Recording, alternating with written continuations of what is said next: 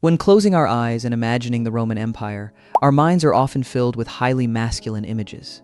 Those are the generals wrapped in crimson cloaks, returning triumphantly on horseback after bloody conquests, the brave gladiators swinging their swords in the sands of the Colosseum, or the white toga-clad senators engaged in heated debates within the Senate. In that epic and violent historical picture, Roman women seem to exist merely as faint shadows, mere accents in the background of male greatness.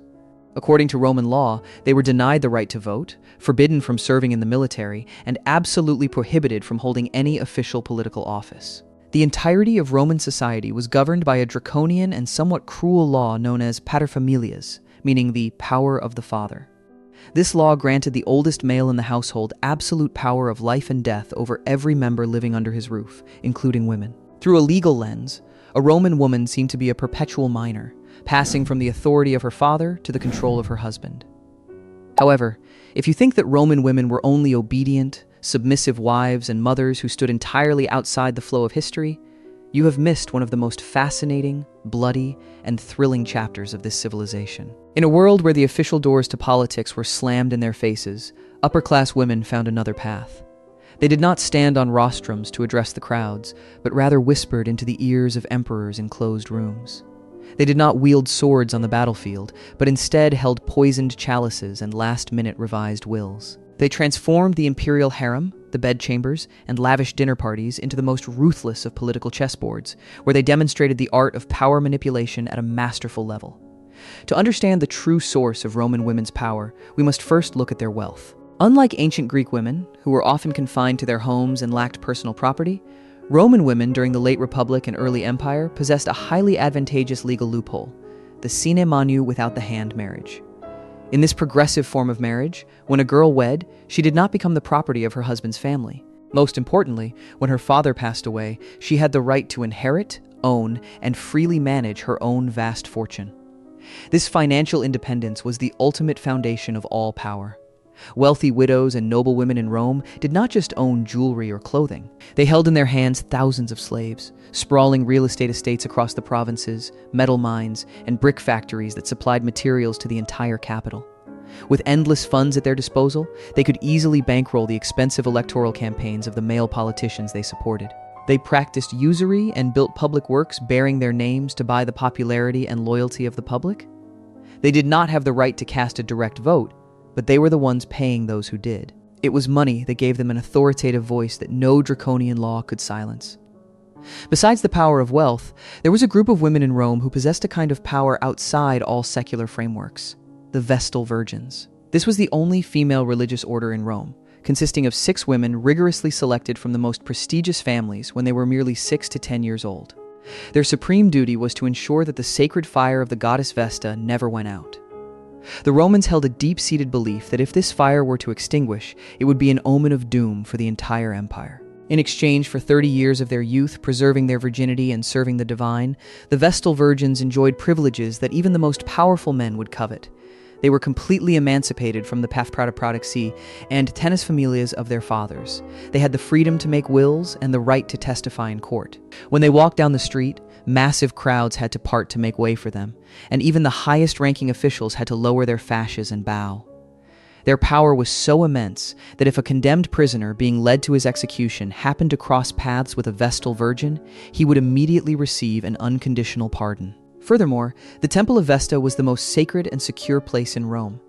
It not only housed the sacred fire, but also served as a central bank, storing the classified documents and wills of the empire's most powerful figures, from Julius Caesar to Mark Antony. By holding these core state secrets, the Vestal Virgins wielded immense political influence, frequently acting as supreme diplomats and mediators during the most tense moments of civil war. But if the Vestal Virgins represented a sacred and silent power, Roman history also lacked no women who embodied fierce and public political intervention. The most prominent during the late Republic was Fulvia, the wife of the brilliant general Mark Antony. Fulvia was by no means the type of woman content with sitting at home doing embroidery while waiting for her husband. She was the first non-royal Roman woman to have her face minted on coins, an extremely expensive and powerful tool for political propaganda at the time. While Mark Antony was busy in the East, engrossed in his romance with Queen Cleopatra of Egypt, Fulvia remained in the Italian capital and single-handedly ran all his political campaigns in his stead. The climax of Fulvia's power erupted in 41 BC when the young dictator Octavian confiscated land from Italian citizens to distribute to his veterans. Refusing to stand idly by, Fulvia took direct action, using her immense wealth to mobilize resources and personally lead 8 Roman legions in the bloody Parisine War against Octavian. Imagine the shock to the deeply patriarchal Roman society of that era. A woman, clad in armor, riding a horse to deliver speeches to tens of thousands of elite soldiers and commanding a large-scale civil war. Though Fulvia ultimately failed, was besieged by Octavian's army, and died in exile, her actions permanently shattered the prejudice that war and politics were the exclusive playground of men. Moving into the imperial era, the art of political manipulation by Roman women did not wane, but shifted into a sophisticated, insidious form that reached unprecedented heights. The first name to dominate this era was Livia Drusilla, the powerful wife of the first emperor, Augustus. Unlike the loud, direct, and violent Fulvia, Livia employed soft power with terrifying perfection. Whenever she appeared in public, she perfectly played the role of the model Roman wife. Modest, unpretentious, wearing little jewelry, and weaving the garments her husband wore with her own hands.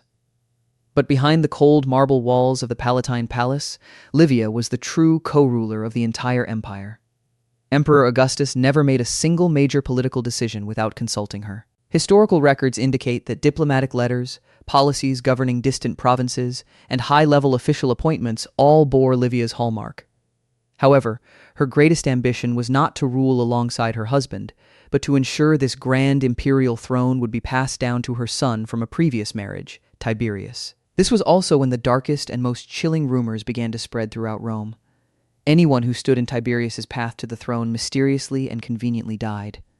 Augustus's beloved nephew, Marcellus, suddenly died of a severe illness. 2 teenage grandsons in the prime of their youth, Gaius and Lucius, who were groomed as the official heirs, also died abruptly under highly suspicious circumstances. Even Augustus himself, in his final years when he began to consider altering his will, was rumored to have been poisoned by Livia. Legend has it that she smeared a deadly poison on the figs still hanging from the trees in the emperor's garden, ensuring he would eat them before he could change his heir. While history can never provide concrete evidence to prove whether Livia was truly a serial killer, the final result was clear to everyone. Tiberius ascended the throne, and Livia became the most powerful woman in the Western world for over half a century. Earning the exalted title of Augusta, the next generation of the Roman royal family continued to witness the emergence of even more ruthless and bold women. The most prime example is Agrippina the Younger. She carried the purest imperial bloodline. The sister of the mad Emperor Caligula, the wife of Emperor Claudius, and the biological mother of Emperor Nero. Agrippina was not content with pulling strings from behind a curtain like Livia.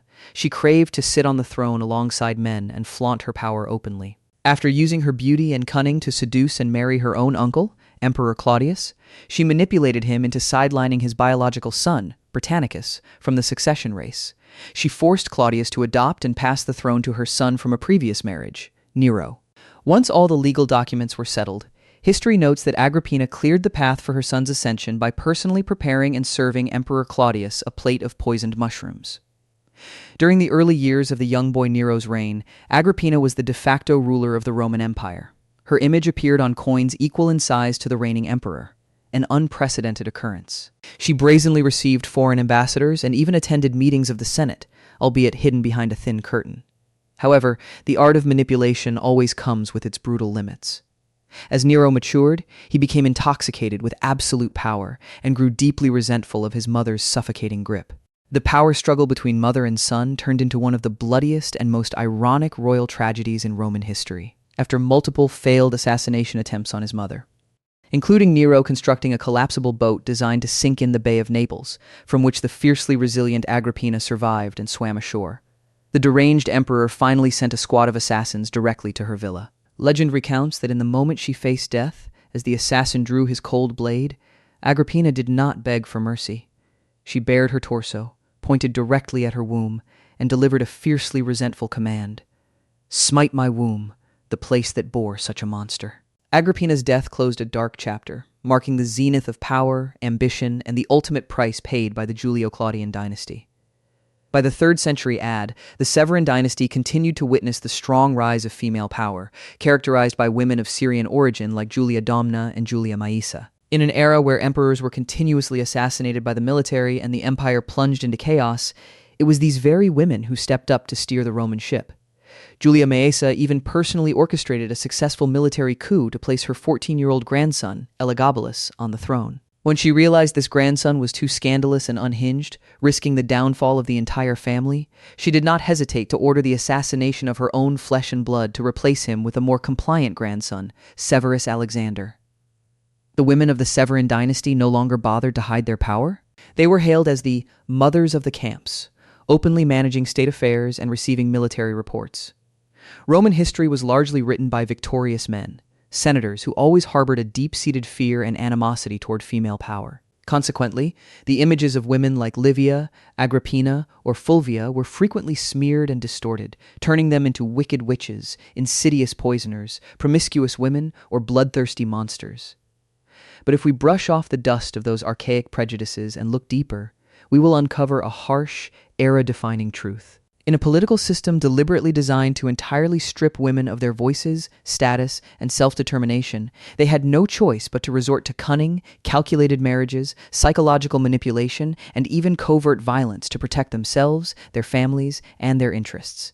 They were not merely passive victims of a severe patriarchal regime. With brilliant, ahead-of-their-time intellect, an incredible ability to read people, and ruthlessness when necessary, these powerful women wrote their own rules right in the den of the most powerful men on the planet.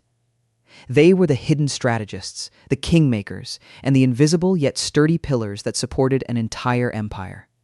Their lives proved an undeniable historical truth. Sometimes, the person truly holding the destiny of the world's most powerful empire was not the one donning golden armor and swinging a dazzling sword on the battlefield, but rather the one quietly pouring a glass of wine in the silent shadows of the palace.